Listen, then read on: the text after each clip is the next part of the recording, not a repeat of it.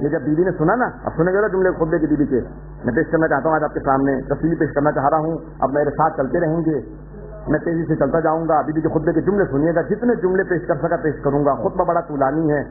جب ایک مرتبہ بیوی نے سنا نا کہ فدق سے بیوی کے جو وہاں پہ کام کرنے والے ملازم تھے انہیں ہٹا دیا گیا، بیوی کے ملازموں کو ہٹا دیا گیا، جو نوکر وہاں پہ کام کر رہے تھے وہ آئے، کہا کہ یا علی ہمیں ہٹا دیا گیا ہے، تو بیوی نے آواز سنے کا کیا بات ہے ابوالحسن، لوگ کیا کہہ رہے ہیں؟ کہا کچھ نہیں، فدق سے جو ہمارے نوکر تھے وہ واپس آ گئے کہ ہمیں ہٹا دیا گیا ہے۔ بیوی نے جملہ سنا، کہا میرا حق چھین لیا گیا۔ ایک مرتبہ آواز دی، کہا فضا ذرا بنی ہاشم کی مستورات کو بلا، ساری مستورات جمع ہوئی، کیا میں ذرا دربار جانا چاہتی ہوں۔ ابن تیفور نے، ابن منظور نے، ابن اسیر نے، ابن طاہر نے، احتجاج تبرسی نے، ہمارے سب علماء، شیخ صدوق نے، سید مرتضیٰ نے، شیخ دوسی نے، ہمارے سب علماء نے، علامہ مجلسی نے، فہرست کہیں گنواتا چلا جاؤں گا، سب نے اس خطبے کو لکھا کہ ہمارے ہر امام نے کہا اپنے بچوں کو یاد کراؤ۔ ایک مرتبہ بیوی کو جلال آیا، ساری مستورات کو جمع کیا، چلنے لگی، ماحول بنا۔ اب خطبے کا الفاظ ہے کہ بیوی نے ایک مرتبہ مستورات کے جھرمٹ کو ساتھ لیا، چاروں طرف بیوی کے مستورات ہیں، سر پہ پہلے مقلا باندھا، پھر چادر لی، چادر زمین پہ خط کھینچتی جا رہی، چاروں طرف مستورات ہیں۔ میں سوال کروں گا، جب چادر زمین پہ خط کھینچ رہی ہو، اس کا مطلب ہے چلنے میں یہ دشواری تھی۔ مجھ سے بہت زیادہ کھول کے نہ پڑھوائیے گا کہ بیوی جب دروازے گر جاتے ہیں نا، چلنا بڑا مشکل ہو جاتا۔ بس بھی آپ نے ماحول بنایا۔ ایک مرتبہ بیوی چلی، مجمع مستورات ہے، چاروں طرف مستورات ہیں، بیوی کو جلال آیا، سر پہ مقلا باندھ رکھا ہے، مستورات کو ساتھ لیا، آئے مسجد نبوی میں، مہاجر و انصار سب بیٹھے ہوئے تھے، چاروں طرف سے مستورات کے جھرمٹ آتے ہوئے دیکھا۔ ایک مرتبہ آواز دی گئی، کہا فاطمہ بنت محمد آئی ہیں، پردہ کھینچا گیا لیکن مسند نہیں دی گئی، اور رسول خدا ہمیشہ مسند دیا کرتے تھے۔ بیوی جو آپ کو خطبہ دینے کی ضرورت پڑی، ذہن میں رہے جناب زینب نے کیسا خطبہ دیا تھا۔ جیسے امام سجاد جب روک دیے گئے تو بیوی بولی، اب یہاں پہ جب مولا کو بیعت کے مطالبے ہونے لگے اور بولنے کی اجازت نہیں ملی تو اب آئیں جناب سیدہ، کہا کہ اب میں خطبہ دوں گی، آپ نے جملہ سنا ہوگا، میں جملے کو پیش کروں گا، مجھے معاف کیجیے اگر برداشت نہ ہو۔ جملہ ہمیشہ مجلس میں سنتے ہیں کہ ہمارے مولا یہودی کے باغ میں کام کرتے تھے، سنا ہے نا آپ نے، یہودی کے باغ میں کام کرتے تھے۔ کبھی سوچا یہودی کے باغ میں کیوں کام کرتے؟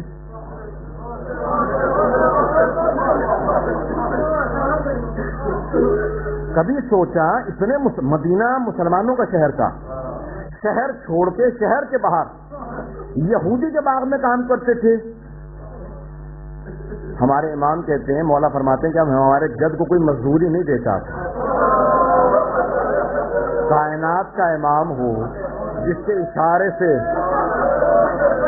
مجھے بہت برداشت نہیں کریں گے، یہ عالم بنا لیا۔ آئیں میں پیش کروں، آئیں بھی دربار میں آئیں، مجھے خطبہ سنیے گا، اس کے بعد میں نے تمام کر دیا، اگر خطبے کے دوران مصاحب ہو گئے تو ہو گئے، تو اس کے بعد آخر میں مصاحب پڑھوں گا۔ اب میں پیش سے چلتا جاؤں گا، الفاظ میرے سنیے گا، میرے ساتھ توجہ رکھیے گا۔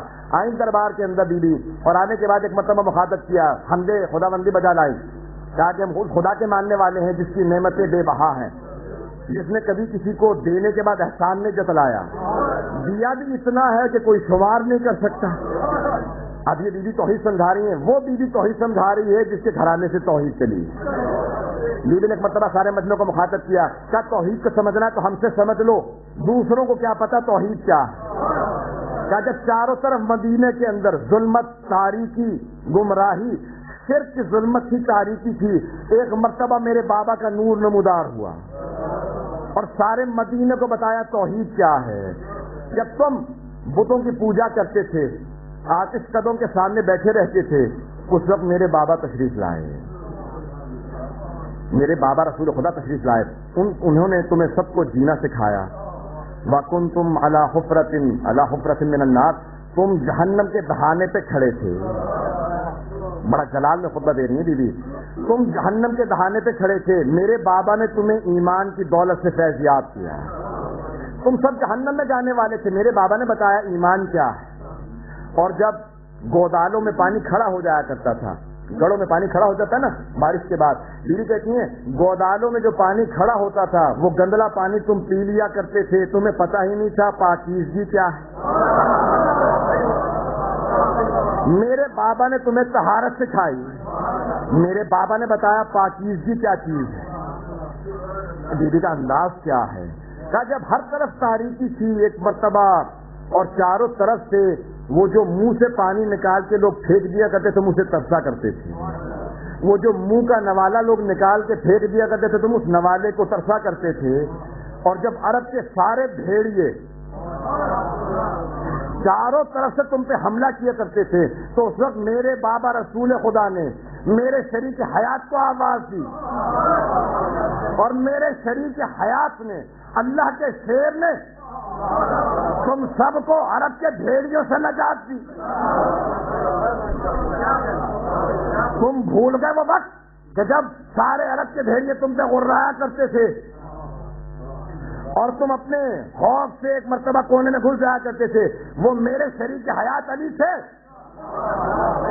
جو ہاتھ میں تلوار لے کے میدان میں اترتے تھے اور عرب کے شجاعان عرب کو منہ میں ہاتھ ڈال کے بٹھا دیا کرتے تھے۔ تم صرف تماشا دیکھا کرتے تھے، تمہیں لڑنا نہیں آتا تھا۔ بی جلال نے کہا تم صرف تماشا دیکھا کرتے تھے، تمہیں معلوم نہیں تھا کہ جنگ کیسے ہوتی ہے۔ شجاعت میرے شریک حیات نے سکھائی ہے۔ مجھے امیر المومنین فرماتے ہیں کہا کہ جب رسول خدا کی طرف کسی نے میلی آنکھ سے دیکھا میں نے وہ آنکھ نکال دی۔ بڑے جلال سے مولا کا کہا جب کسی نے میلی آنکھ سے بھی رسول خدا کو دیکھا نا میں نے اس آنکھ کو نکال دیا۔ اور جب ایک مرتبہ پیغمبر اسلام کو میرے بابا نے دیکھا کہ کچھ لوگوں نے جسارت کی ہے، پتھر مارے ہیں، تو میرے بابا نے فوراً شکایت کی، کہا کہ عربوں تمہارے بچوں نے میرے بھتیجے پہ ظلم کیا ہے۔ کہا ابو طالب بچوں کا معاملہ بچوں میں رہنے دو۔ تو میرے بابا نے کہا کہ پھر میرے گھر میں بھی ایک بچہ،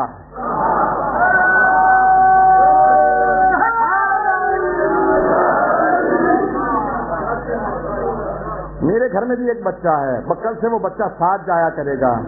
ایک 11 برس کا بچہ ساتھ چلا، جیسے پتھر آیا سینے پہ لیا، جس ہاتھ سے آیا تھا وہ ہاتھ توڑا، جس منہ سے آیا تھا وہ سر توڑا، جو ہاتھ میں آیا اسے اٹھانا وہ زمین پہ گرا، کسی کا ہاتھ ٹوٹا کسی کا پاؤں۔ وہ عرب اپنے ٹوٹے ہوئے کھلونے لے کے ابو طالب کے پاس ہے، کیا ابو طالب تمہارے بیٹے نے ہمارے کھلونوں کو توڑ دیا؟ کیا بچوں کا معاملہ ہے، بچوں میں رہنے۔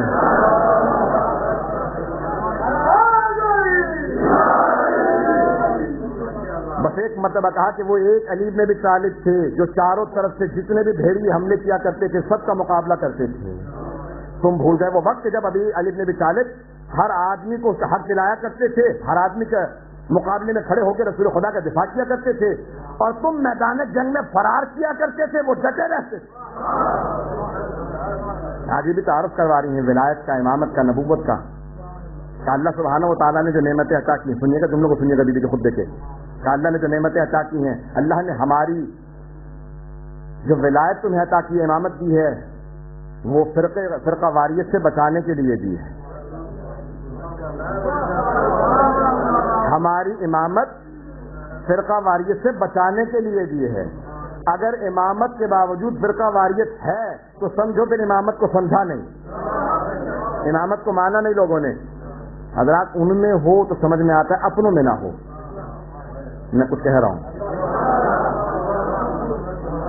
بس ہم میں نہ ہو، کبھی ایسا نہ ہو کہ مولا سوال کریں، بیوی سوال کر لیں کہ ہماری امامت تمہیں دی گئی تھی، ہماری ولایت دی گئی تھی کہ متحد رہو، ہماری ولایت و امامت ہی پہ آپس میں لڑ رہے تھے۔ ایسا نہ ہو کہ کبھی ہم جسارت کر جائیں مولا کی شان میں، بیوی کی شان میں، کہنا ہماری ولایت و امامت عطا کی گئی ہے، فرقہ واریت سے دور رہو، لوگ متحد ہو جائیں، قریب ہو جائیں۔ ایسا نہ ہو کہ امامت کے نام پہ دور کرنے لگو یا پہنچ نہیں رہی۔ یہ فرقہ واریت نہ، یہ امامت دی گئی ہے، پھر کہا توحید دی گئی ہے اخلاص کے لیے، نماز دی گئی ہے تکبر سے بچانے کے لیے، روزہ دیا گیا ہے اخلاص عمل کے لیے، حج دیا گیا ہے اسلام کی ہیبت کے لیے، زکوٰۃ و خمس دیے گئے ہیں دین کی تقویت کے لیے اور دولت کی افزائش کے لیے، نمو کے لیے، برکت کے لیے۔ جب دو گے حضرات برکت کو کافر سمجھ ہی نہیں سکتا، نہیں پہنچا پا رہا میں بات کو۔ کبھی بھی برکت کے نظام کو کچھ سمجھ نہیں سکتا جب تک کہ اسے اسلام سمجھ میں نہ، ایمان سمجھ میں نہ۔ سب کی توجہ چاہوں گا، برکت کا نظام کیا ہے؟ دینے سے لوگ سمجھتے ہیں کم ہوتا ہے، میرے پاس 100 سے 20 دے دی تو کم ہو گئے، بیوی کہتی ہے نہیں کم نہیں ہوئے، جو ہمیں دو گے وہ 70 گنا ہو کے واپس، جب بیوی کا حق ادا کرو گے کئی گنا ہو کے واپس آئے گا، کیا کم نہیں ہوتا؟ اسی کا نام برکت ہے، اسی کا نام برکت ہے۔ برکت کا تصور صرف اسلام میں ہے، کافروں کو نہیں پتا برکت کیا ہوتی ہے، صرف مومن سمجھتا ہے برکت کیا ہے۔ آئیں صرف ایک واقعے پہ اشارہ کرتے ہوئے آگے بڑھا دوں گا بات کو۔ مولانا متقیان علی بن ابی طالب فرماتے ہیں، اللہم صلی اللہ علیہ وسلم،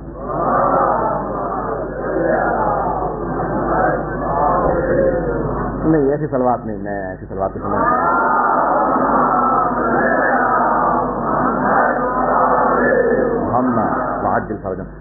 جلدی سے اشارہ کرتے ہوئے میرے مولا نے کہا کہ اگر راہ خدا میں خرچ کرنا کیسا نہج بلاغا فرماتے ہیں، راہ خدا میں خرچ کرنا ایسا ہے کہ جیسے دو افراد ساتھ سفر میں چلیں، ایک کہے جو کچھ دینا ہے نا سامان بار مجھے دے دو اپنا سامان، جب مقصد پہ پہنچیں گے سب کچھ واپس کر دوں گا۔ بہت پیاری مثال فرماتے ہیں، اگر دو ساتھ چلیں، ایک کہے کہ جو کچھ سامان دینا مجھے دے دو، مقصد پہ پہنچ کے واپس کر دوں گا۔ آپ یہاں سے جائیں پاکستان اسلام آباد جا رہے ہیں آپ، ایک مطلب ایک آدمی کا جو سامان ہے مجھے دے دے، وہاں پہنچ کے دے دوں گا، آپ انہیں جتنا لے جا سکتے ہو لے جاؤ، جتنا لے جا سکتے ہو تم لے جاؤ، اگر مجھے واپس مل جائے گا۔ مولا فرماتے ہیں دنیا میں تم نے کسی اور کو دے دیا، آخرت میں تمہیں ہی مل جائے گا۔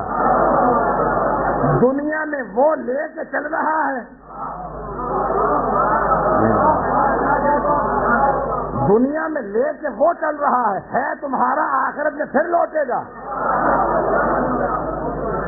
اور دنیا میں لے کے چل رہا ہے وہ ہے تمہارا تو تمہیں مل جائے گا۔ کہا دنیا میں جتنی دیر تک جتنا ہو سکے دوسروں کو مال دیتے جاؤ، آخرت میں تمہیں سب کچھ واپس مل جائے گا۔ یہ راہ خدا میں دے، یہ برکت کا تصور ہے جو بی بی فرما رہی ہیں کہ اللہ نے خمس و زکوٰۃ کے اندر برکت رکھی ہے۔ پروردگارہ بی بی کا خطبہ کیا ہے؟ بڑے بڑے علماء کہتے ہیں میرے پاس 10 سے زیادہ تشریحات ہوں گی اس خطبے کی، پوری کتابیں۔ اس خطبے کی تفسیر میں جو 15-20 صفحے زیادہ کا خطبہ نہیں ہے، اس کی تفسیر میں علماء نے کتابیں لکھ دی ہیں اور ابھی تک لکھ رہے ہیں، اور سب یہ کہہ رہے ہیں ابھی تک کوئی نہیں سمجھا۔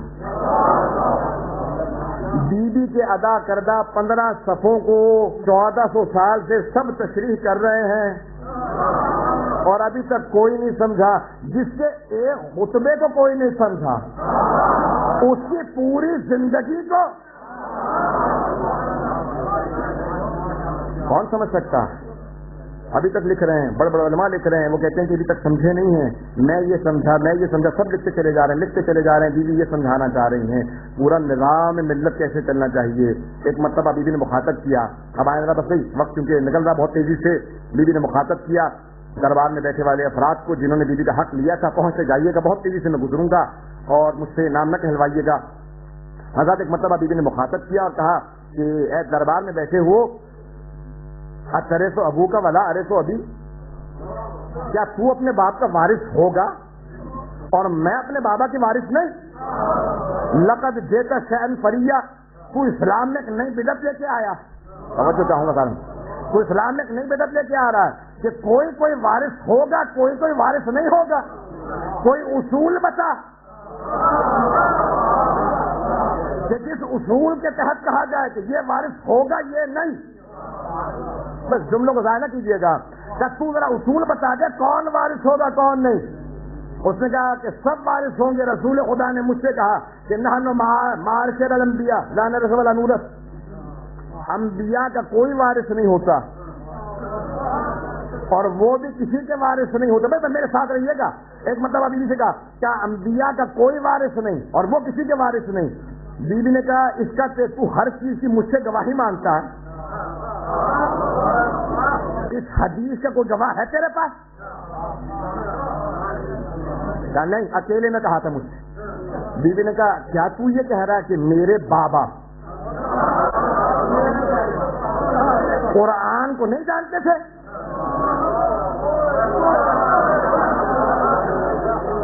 جب یہ تجھے بتایا تو میرے بابا قرآن نہیں جانتے تھے؟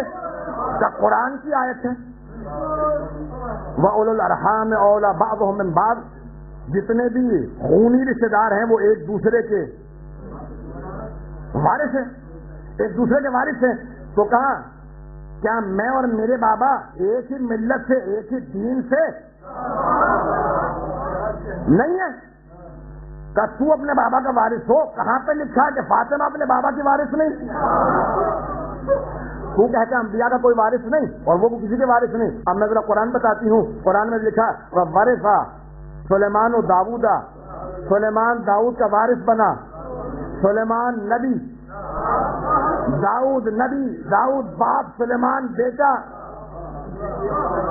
نہیں پہنچے کا وارث بھی نبی اور جس کا وارث وہ بھی نبی، وارث جناب سلیمان وہ بھی نبی ہیں۔ تو کہتے ہیں انبیاء کا کوئی وارث نہیں، نہ وہ کسی کے وارث، تو یہاں پہ وارث بھی نبی ہے اور جس کے وارث ہیں وہ بھی نبی ہے۔ کہا اور جناب زکریا دعا کرتے نظر آتے ہیں قرآن میں جناب یحییٰ کے لیے۔ جناب زکریا کے صرف ایک اولاد تھی، یہ بھی نہیں کہہ سکتا نہیں کسی غیر نبی کے لیے دعا مانگی ہوگی۔ بیٹا ایک تھا وہ بھی نبی تھا، کہا رب حب لی من لدنک ولیہ، پروردگارہ اپنی طرف سے مجھے جانشین عنایت فرما، یرثنی و یرث من آل یعقوب، جو میرا وارث ہو اور ساری آل یعقوب کا وارث۔ آل یعقوب سارے نبی تھے، جناب یعقوب نبی، یوسف نبی، زکریا نبی، یحییٰ نبی۔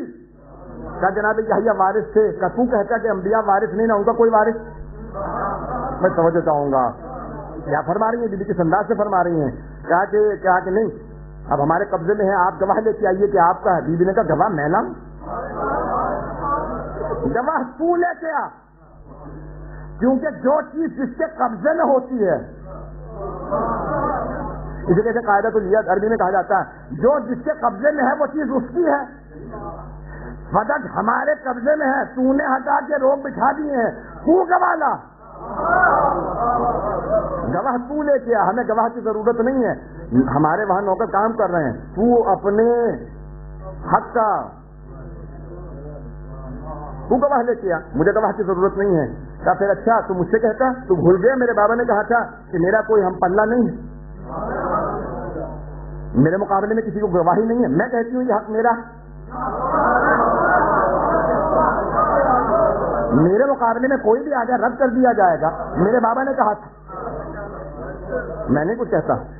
کہ نہیں آپ کو گواہی کی ضرورت ہے، سنیے گا۔ اب ایک مرتبہ بیوی نے کہا کہ میرے گواہ ہیں پھر علی۔ کہ نہیں، شوہر کی گواہی بیوی کے حق میں قبول نہیں۔ بیوی نے کہا ذرا اس سے کوئی آیت، کوئی حدیث، ذرا آیت لا کہ شوہر کی گواہی قبول نہیں ہے، کوئی حدیث بتا کہ علی کی گواہی میرے حق میں قبول نہیں ہے۔ کہا کہ نہیں میرے پاس کوئی دلیل نہیں ہے۔ بیوی نے کہا حسنین میرے گواہ۔ کہا حسنین نابالغ ہیں، دونوں بچے ہیں، 7 اور 6 برس کے ہیں۔ بیوی نے کہا جب میرے بابا نے ان دونوں کو جوانان نے جنت کے سردار بنایا تھا،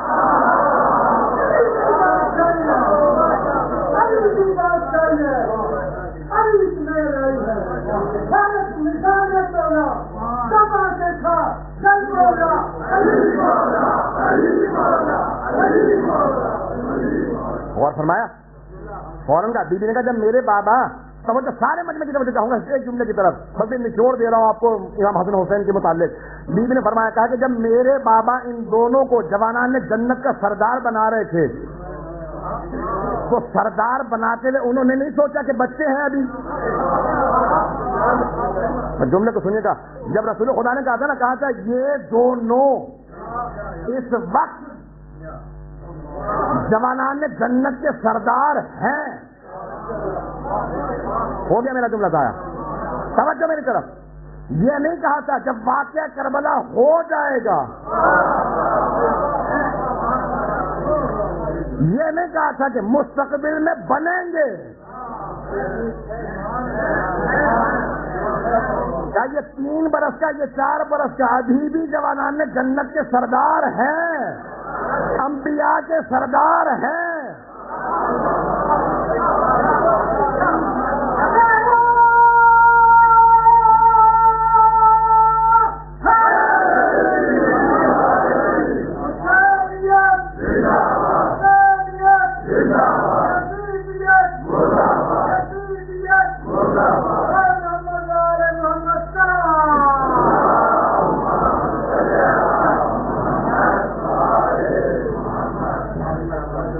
ابوہما خیر منہما، اور ان کے بابا ان دونوں سے بہتر ہیں. رسول خدا نے فرمایا، یہ نہیں کہا مستقبل میں بن جائیں گے، یہ ابھی جوانان میں جنت کے سردار ہیں. کیا میرے بابا نے جنت کا سردار بناتے ہوئے نہیں سوچا؟ جب میں گواہ لے کے آ رہی ہوں تو تو رد کرنے والا کون؟ یہ دونوں گواہ کہنے یہ دونوں نابالغ ہیں. کہ اچھا کوئی اور گواہ لے کے؟ بی بی نے کہا ام ایمن. کہا کہ یہ خاتون ہے، گواہی آدھی ہے. جناب ام ایمن کھڑی ہو گئی. کہا ایھا الناس سے لوگوں، کیا تم نے رسول خدا حبیب خدا کو یہ کہتے نہیں سنا کہ جب ام ایمن گواہی دے گی تو اس کی گواہی آدھی نہیں پوری ہے؟ قیامت تک کے لیے ضبط رہے گا، ضبط رہے گا. حکومتوں نے بڑی کوشش کی کہ ایسا واقعہ ہوا ہی نہیں. بعض والی حکومتوں نے پورا زور لگایا، ایسا واقعہ نہیں ہوا. جب انہیں کے علماء نے کہا کہ خطبہ دیا تھا، کہ یہ خطبہ کہاں کا ہے؟ اس میں مطالبہ کس سے ہے؟ اب سب کے سب مجبور ہے. گئی تو تھی ایسے کہ شروع گئی تو تھی دربار میں. بی بی آپ کی عصمتوں کو سلام. نہیں پڑھ سکوں گا، ایسے پڑھوں گا. میں بہت کوشش کر رہا ہوں برداشت کر کے پڑھوں. جب میں بیوی کے مسائل پہ آتا ہوں مجھے خود نہیں برداشت ہوتے. نہیں دربار میں گئے پھر ایک مرتبہ مخاطب ہوئے، ایھا الانصار، اے انصار یا بنی قیلہ. ایک خاتون گزری عرب میں، اوس و خزرج دونوں قبیلے انہی کی نسل سے ہیں. بڑی پاک دامن خاتون تھی، نام تھا قیلہ. بیوی نے مخاطب کیا، یا بنو قیلہ، او پاک ماں کے بیٹو. بی بی ماں سے کیوں یاد دلایا؟ کہ یا بنو قیلہ، او قیلہ کے بیٹو، پاک ماں کے بیٹو، تمہارے سامنے محمد عربی کی بیٹی اپنا حق مانگے. تم اس ماں کی نسل سے ہو، تھوڑا تو حق ادا کرو. کوئی کھڑا نہیں ہوا، سب رونے لگے. خدا کی قسم سنی شیعہ علماء نے لکھا ہے کہ سارا دربار رونے لگا، سارا دربار رونے لگا. کہا بی بی کا یہ جملہ قبل برداشت کے قابل نہیں ہے.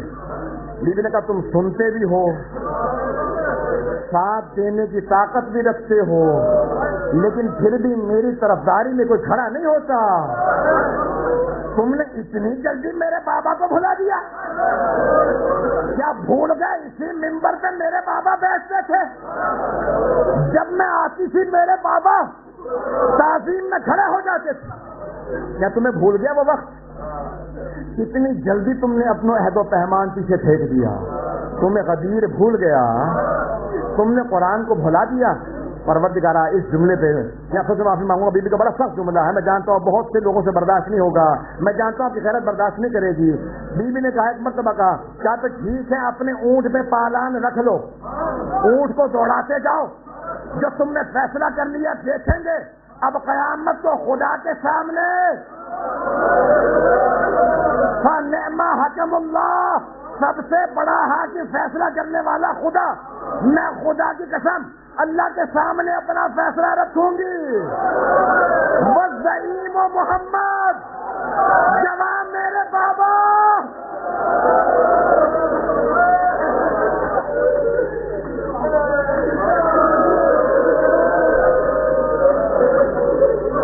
فَنِعْمَ ہائے نہیں، فَنِعْمَ حَكَمُ اللَّهُ، سب سے اچھا فیصلہ کرنے والا خدا. میں اس کے سامنے فیصلہ رکھوں گی. پروردگارا تو فیصلہ کر دے. وَالزَّعِيمُ محمد، اور گواہ وکیل میرے بابا ہوں گے، وکیل میرے بابا ہوں گے، میری وکالت کے لیے میرے بابا آئیں گے. اس وقت کیا کرو گے؟ سارا مجمع رونے لگا. فانتظروا انا منتظرون. بی بی نے آخری میں جملہ کہا اور اس کے بعد کہا کہ چلو میں گھر جانا چاہتی ہوں. کہا تم بھی انتظار کرو، میں بھی منتظر ہوں. تو میں بھی منتظر ہوں. کسی نے تحریر کو، میں بھی تفصیل میں نہیں جا سکتا، میں جانتا ہوں یہاں پہ بہت سے لوگوں کی غیرت برداشت نہیں کرے گی. ایک تحریر بی بی نے پیش کی، کسی نے تحریر کو پھاڑا. بس کئی دنوں سے،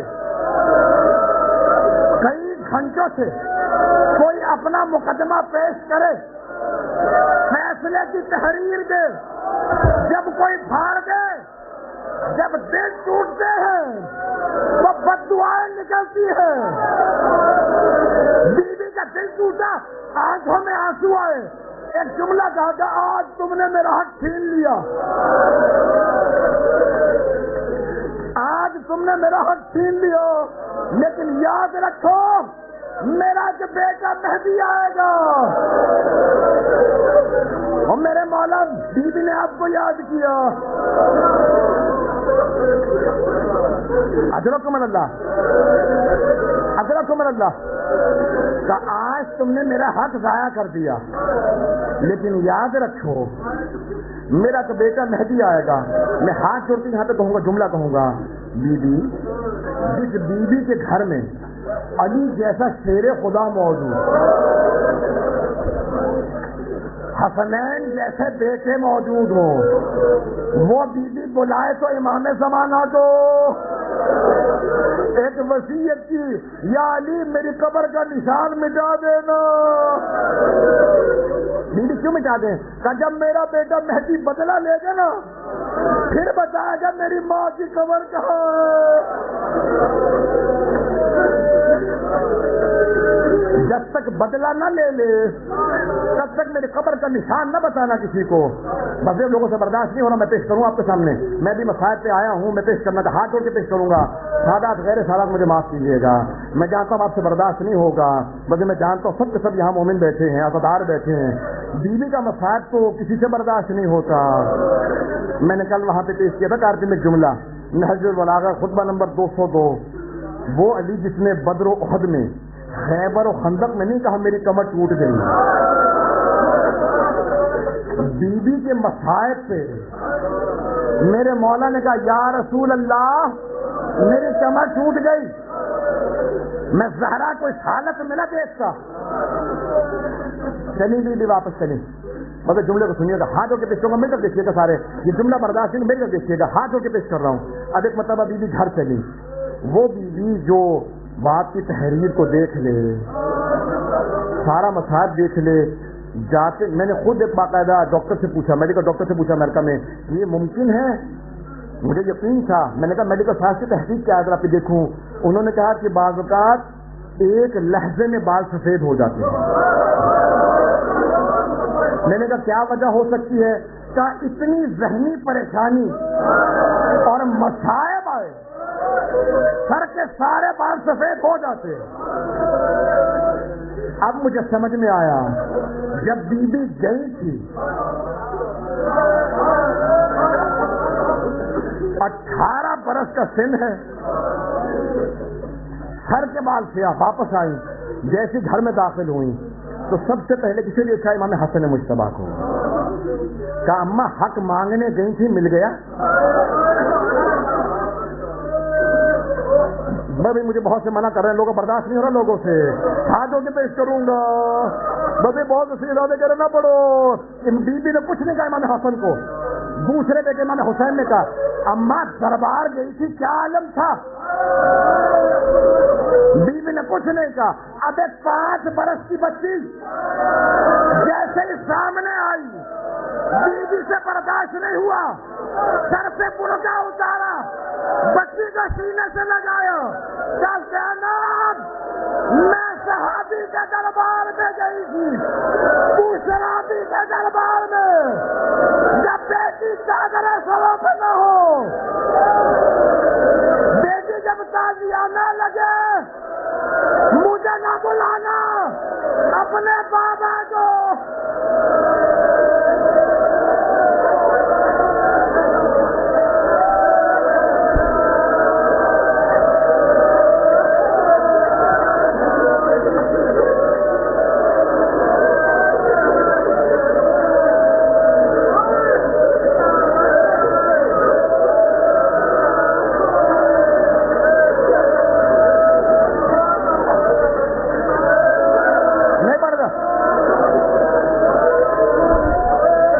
میری زینب سب دربار کا حال پوچھے لیکن بیٹی تو نہ پوچھ. میرے بابا نے کہا تھا تو شرابی کے دربار میں جائے گی. صحابی کا دربار ایسا تھا میرے سر کے بال سفید ہو گئے. بیٹی تو نے شرابی کے دربار میں جانا. جب تو واپس آئے گی مجھے نہ بلانا.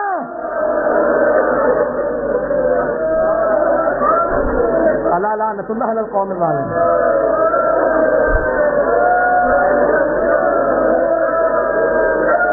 دو جملے بس ختم کر دیا میں نے. دو جملے بس. مجھے معاف صدارہ مجھے معاف کر دینا. دو جملے اسی کا ایک مطلب دوہرا کے بعد تو ختم کر دوں. امام حسن کو پوچھنے کا, سینے کے پالوں کو پوچھنے کا, امام حسین کو پوچھنے کا, جب 5 برس کی بچی کو سینے سے لگایا جب زینب سب پوچھے دربار کہا تو نہ پوچھ. میرے بابا نے کہا تھا تو شرابی کے دربار میں گئے.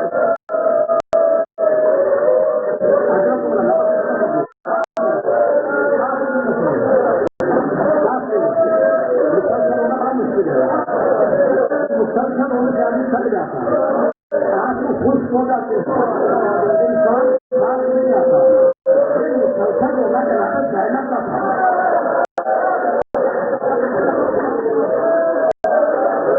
یہ مسلسل ہونا چاہنا کو بلانا تھا.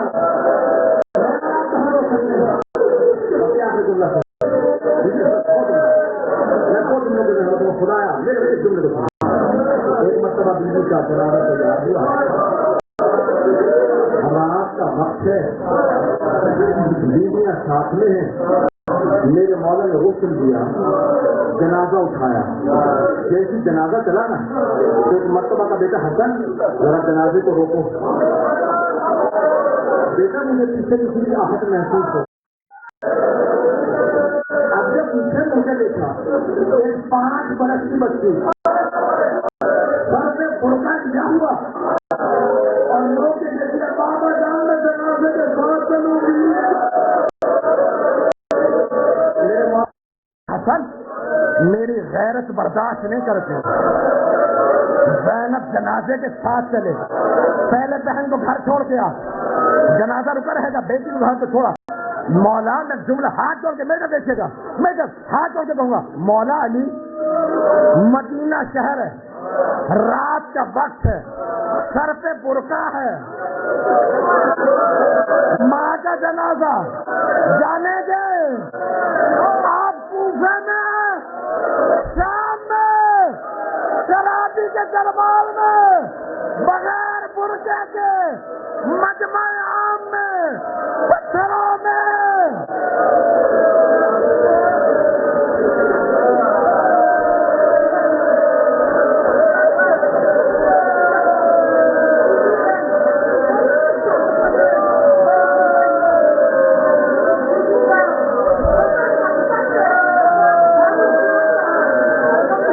آخری جملہ بس نہیں برداشت کر رہے نا. ختم. ہاتھوں کو بلند کریں. میں ایک دعا کروں گا. روزے میں دعا رد نہیں ہوتی. میں میرا جملہ خدا کا واسطہ ایک جملہ سننا. میں مجھے منع کر رہے سب کہتے منع ہو دو تو ایک جملہ. علماء کہتے ہیں جب ایک عورت مصائب سے آتی ہے نا, مصیبتیں دیکھ کے آئے, پریشانیاں بیماریاں دیکھ کے آئے, تو اپنا درد سب سے چھپا لیتی ہے. شوہر کو نہیں بتائے گی, اولاد کو نہیں بتائے گی, ماں باپ کو نہیں بتائے گی, بھائیوں کو نہیں بتائے گی, لیکن اپنی ماں سے مصائب نہیں چھپا سکتی. جناب زینب کبریٰ جب آئیں نا کربلا سے واپس مدینے تو پہلے نانا کے روضے پہ گئیں. کہا نانا آپ کا حسین مارا گیا, نانا حسین مارا گیا. بس ختم کر دیا, جملہ سن لیجیے گا. جب ماں کی قبر پہ آئی نا, کہا اماں میں کرتا لائی ہوں. ایک مرتبہ قبر پہ بچھایا, کہا اماں یہ آپ کے حسین کا کرتا. اماں کربلا سے ہدیہ لائی. قبر پہ زلزلہ آنے لگا, کوئی ان کی قبر میں تڑپنے لگی. ایک مرتبہ چادر فوراً کرتا اٹھایا, کہا اماں برداشت نہیں ہوا؟ اماں آپ نے کرتا دیکھا؟ اماں میں 70 قدم کے فاصلے پہ کھڑی تھی جب سمر نے امامہ اتارا, سر کے بالوں میں ہاتھ ڈالا, جب خنجر چلا میں نے چادر پھیلائی, میں نے کہا میری ماں نے چکیاں پیس کے اور نہ مارو.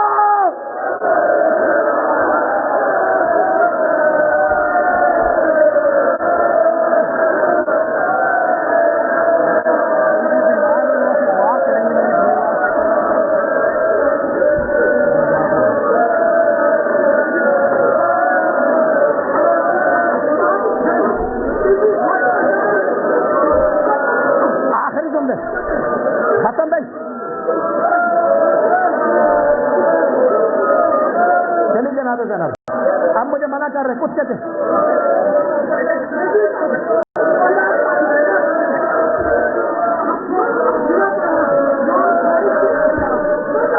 آخری جملہ سن لو, آخری جملہ بس بھائی. جناب زینب کبریٰ جب ماں کی قبر سے اٹھی نا, کہا اماں میں نے دیکھ لیا, آپ نہیں سن سکتی, میں بھائی کے گھر جا رہی ہوں.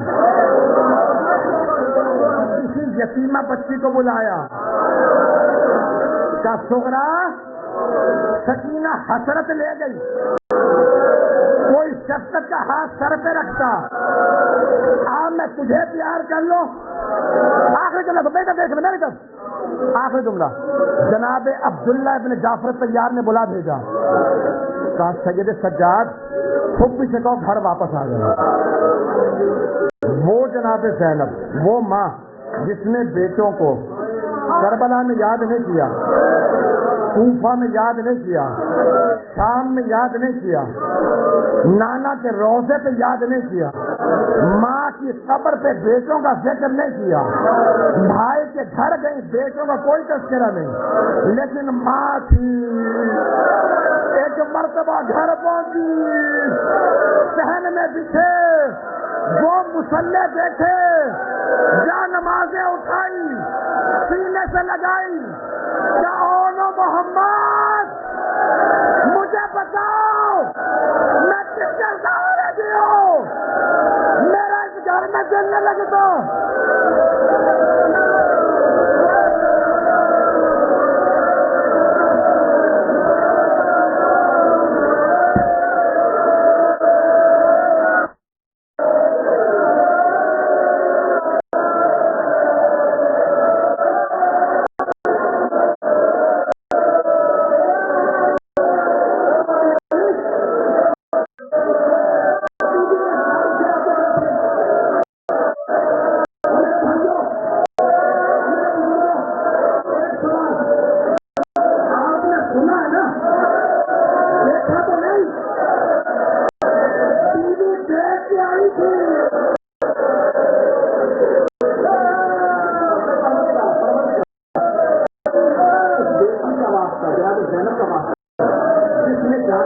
سینے سے لگا کے کہا میرا گھر میں دل نہیں لگتا, مجھے کوئی لے جا یہاں سے.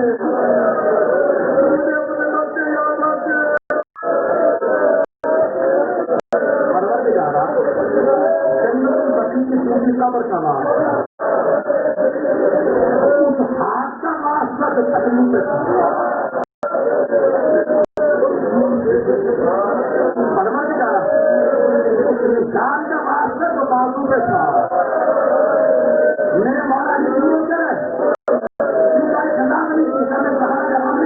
کا پروردگارا امام زمانے کے ظہور میں تعظیم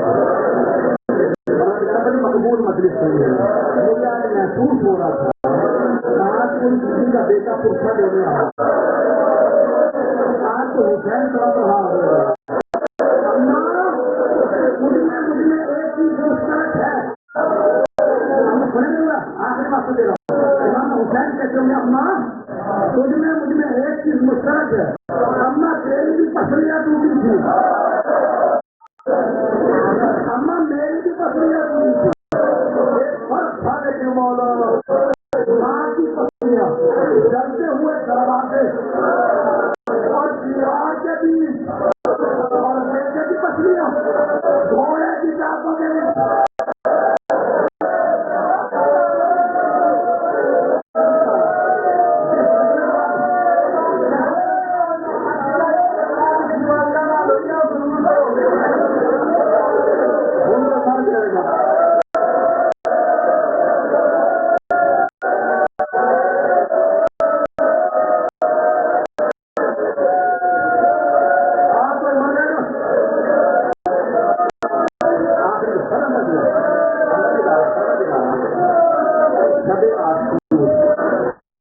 ہلال ابن نافع کو لے کے میدان میں چلے کہا ہلال یہاں علی اکبر کی برسی لگے گی یہاں علی اصغر کے تیر لگے گا یہاں باس کے بازو قلم ہوں گے. ہلال رک جا آگے نہ آنا. کہا مولا کیوں؟ کہا یا میری ماں زہرا میری جائے شہادت کو صاف کر رہی ہے. پتہ نہیں پڑھ سکتا میں پروردگارا جتنے افراد نے کہا جو بیمار ہیں شفا عنایت ہے پریشان حالوں کی پریشانیاں دور فرما سوائے غم شبیر کے اور کوئی غم نہ دے. پروردگارا اس امام کی عظمتوں کا واسطہ جو آج اپنی ماں کا بدلہ لینے کے انتظار میں ہے. اے مولا صاحب الزمان ذرا ایک مرتبہ آ کے دیکھے کس شدت سے رو رہے ہیں.